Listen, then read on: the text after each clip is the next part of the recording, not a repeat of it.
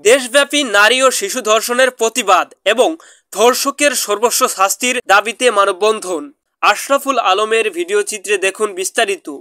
সোমবার সকালে ঝিনাইদহের মহেশপুরে ছাত্র জনতা নারী ও শিশু নির্যাতন ধর্ষণের বিরুদ্ধে বিক্ষোভ মিছিল, মানববন্ধন ও র্যালি অনুষ্ঠিত হয়েছে। র্যালিটি শুরু হয় মহেশপুর শহীদ মিনার থেকে উপজেলা চত্বর ঘুরে কলেজ বাস স্ট্যান্ডে শেষ হয়।